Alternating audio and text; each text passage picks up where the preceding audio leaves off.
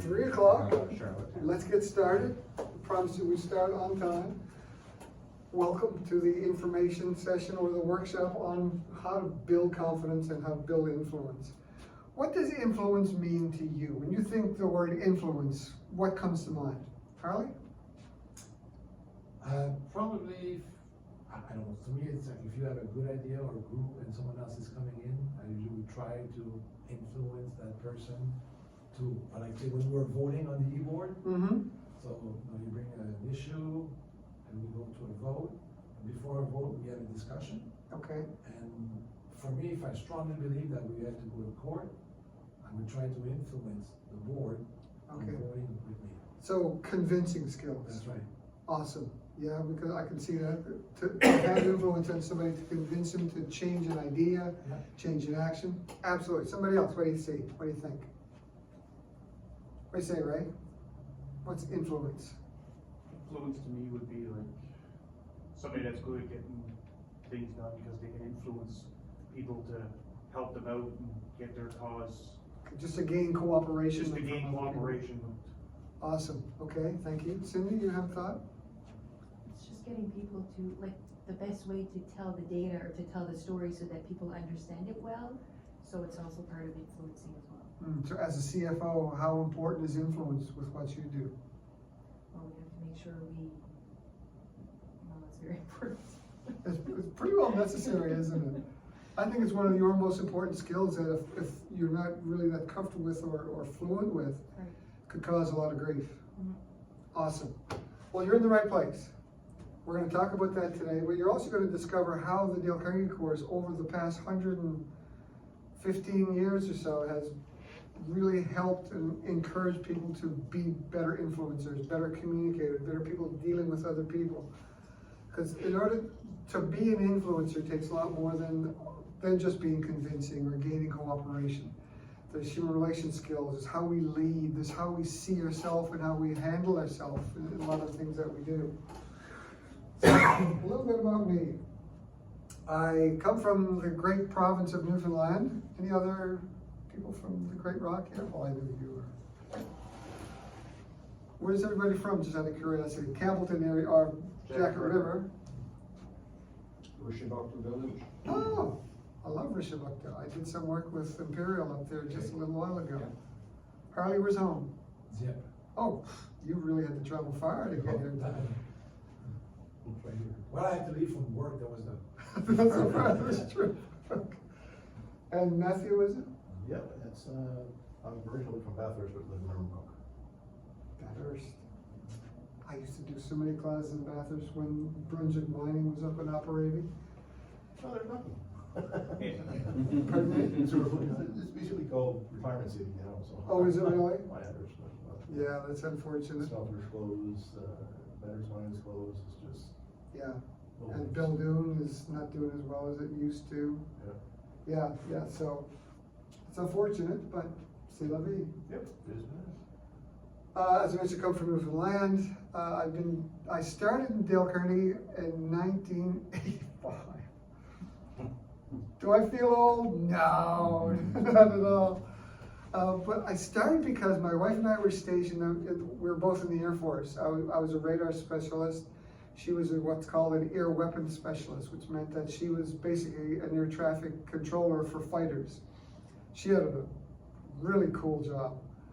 And our first child had just come along, and we both looked at each other one night and said, do we want to do this in the military, raise our kids? Nah, time to go and do something different. And so we started writing resumes. Because I'd never written a resume at that point. I'm 25, I joined the military when I was 18, so you don't need a resume to join the military. Like they'll say, if you got a heartbeat, come on, we'll take you. And so we're sitting down writing a resume, and the phone rang. Crazy thing. It was the guy who was doing Dale Carnegie training in New Brunswick, here in New Brunswick, who we took the course from when we lived in St. Margaret's up north. And he said, you know, I've been wondering if you guys would be interested in doing Dale Carnegie. You speak French, you're influential, you can deal with people.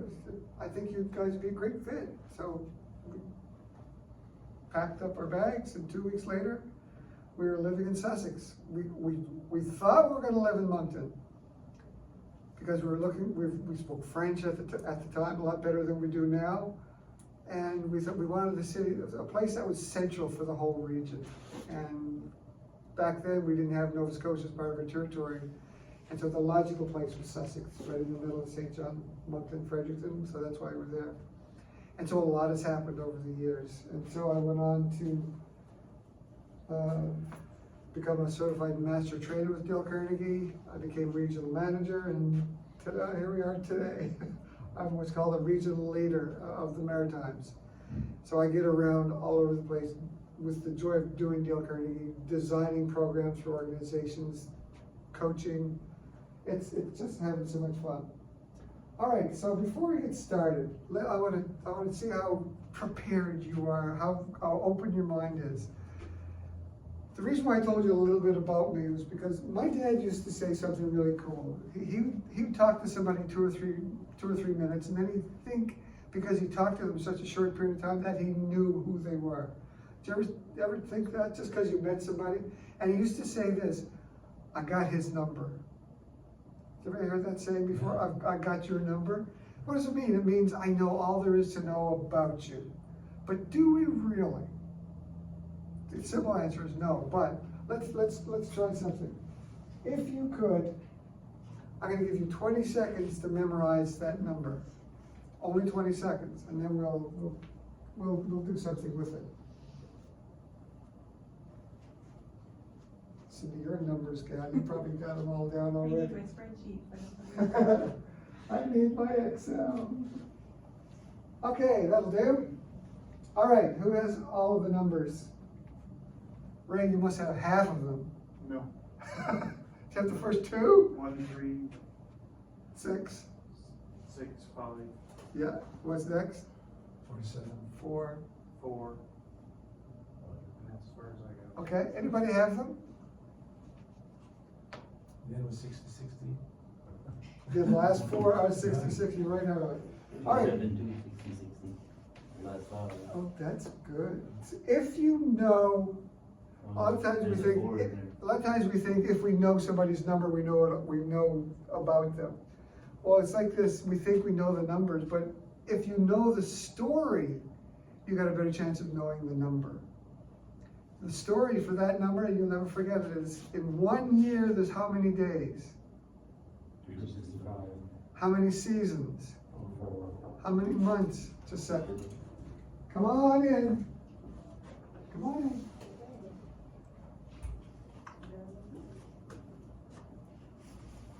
Okay, so in 1 year, there's 4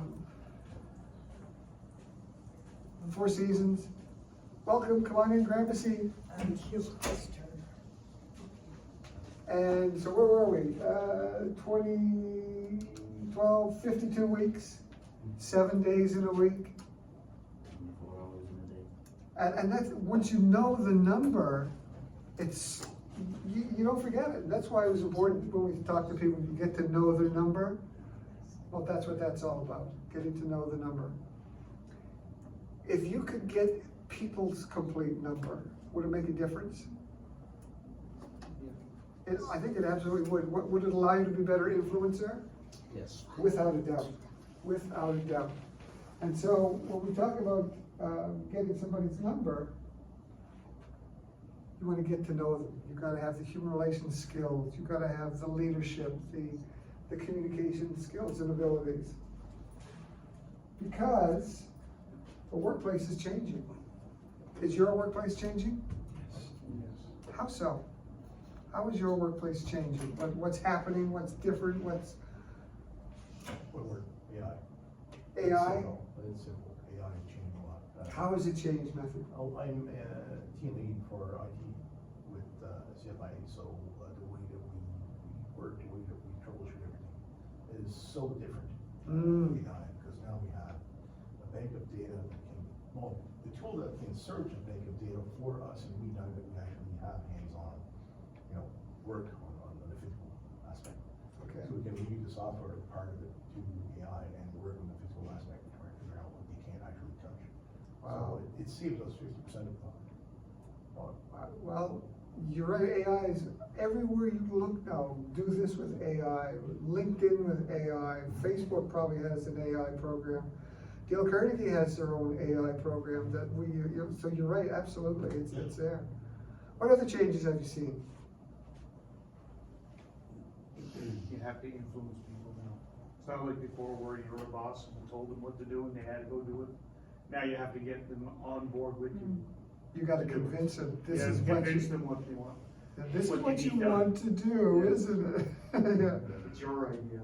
yeah. Go do it. Yeah, absolutely, and that's one of the principles that was from Dale Carnegie's book, How to Win Friends and Influence People. Make the person feel the idea is theirs. Yeah. But the skill to make that, how we polish that and make it work and how we bring the ideas together, that's the magic. That's how it really works.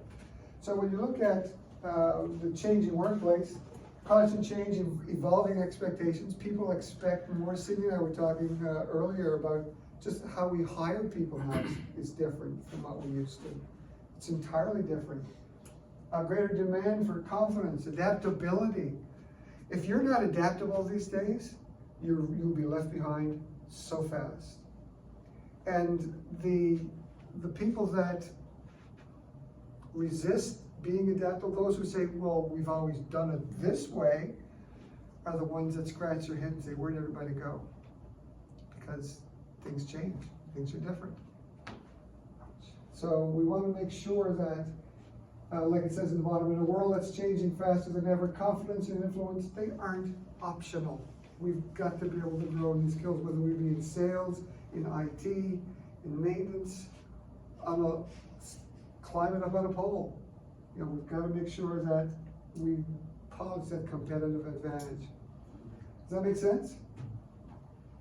Because when it does, we're going to be faced with maybe making personal change. Anybody know who that is? Any old-time hockey players in here? Yes. So oh, good. Yes, you know who it is. The reason why I want to tell the story about Jacques Plante is because it's all about change. Jacques Plante played for the Montreal Canadiens. Back when he played for the Canadiens, part of your uniform was not a face mask. The coach wanted everybody to look alike. And so the goalies, they were the bravest people going. They would step out on the ice with no face mask and they'd face that puck. Now there weren't slap shots, and the shots that they got at sticks became springier and all that, but they faced the shots and they went down and they got hit. You could always tell a goalie on the team because he was one with all the scars and the stitches all over the face. Well, Jacques Plante is known for being the first goalie to wear a mask in a professional hockey game, and here's how it happened. In practice, the coach said, wear it all you want. And so he designed a face mask that he wore every time they had practice. And they went into a game with New York Rangers, 1959. Andy Bathgate came around the corner and took a backhand. The stick caught him right there, and I think he had something like 25 stitches. Like it was a serious cut in his face. He was the only goalie Montreal had brought with him, so they dragged him off the ice, had him in the dressing room. They were stitching him up, and the crowd was waiting for the game to restart because it couldn't start until the goalie came back. And he said, I'm not going back unless I can wear that face mask. And the coach said, oh, yes, you are. And he said, oh, no, I'm not. And it became a battle of wills. And because Jacques was influential and confident, knew what he wanted to do, had confidence in his decision, the coach said, okay, fine, but just this once. And that was history. Sometimes change takes standing up for your ideal. It takes communicating in a different way. Sometimes change is necessary that you are one of the influential people, most influential people in the room. But can you imagine being in that situation? I can't. It just boggles my mind. So changing you, what's changed in your workplace in the past while? AI has changed. How you do your business, Cindy's probably changed. Equipment. With all the equipment we use, absolutely. Remember when the iPhone, remember when electric phones, listen to me. When mobile phones first came out, I had a Motorola bag phone that I carried in my car. I thought I was so cool. But that has changed so dramatically. Look how it's changed. Nowadays, people only have a mobile phone that fits in their breast pocket. There's just so much change, culture has changed, roles have changed. And if we don't adapt to it, what happens? We get left behind. We get left behind. In my last St. John class, there was 19 of us in the class, 10 of them were from Irving IT. They're feeling it, they're really challenged. So confidence and influence starts with you, really. I mean, if you want to be a more influential person, what do you have to say to yourself? You know, believe in yourself first. Absolutely. If we don't have a belief in ourselves and our abilities, we're not going to go far. We're truly not going to go far at all. We're going to be stagnated, and we're going to be frozen in our tracks. So, no matter what we do, no matter where we're going, we all have to face what's called the business reality of today, and that's what it is. Get more done, do it quicker, do it better, and do it with less. What is it? Because I can tell you right now, that's your workplace, is it not? Every day, get it done quicker, better, and with less. If we're not doing that, what happens within the workplace? What does that create?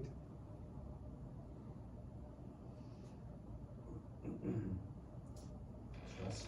Yeah, lots of stress, chaos, stress, pulling out of hair.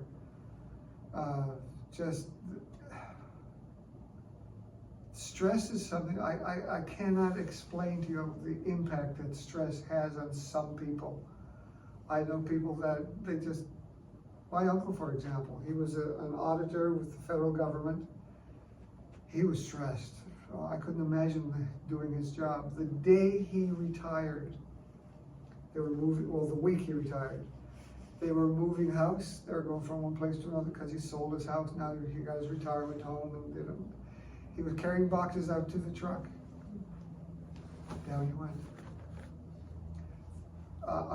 Unfortunately, my aunt was a nurse, and she knew what to do, and she did CPR until the ambulance got there, and he lived for another 20 years after that. I knew a guy in Sussex owned a pharmacy. Peter Haynes was his name. He finished work. I'm gonna say graduated. He retired on a Friday. Saturday night they were having the party for him. He never made the party. He died. Just because the stress, just the release of it. That's what caused it, unfortunately. And he was always changing. His pharmacy was always the place you could go when you wanted to see what was new, what was coming up, because he always wanted to be in the leading edge. So he was following through with that. But in order to get the results we need to get when we're working with change, and we're working with trying to be more influential, we have to realize that there's a process. Dale Carnegie discovered that you don't just force change on people.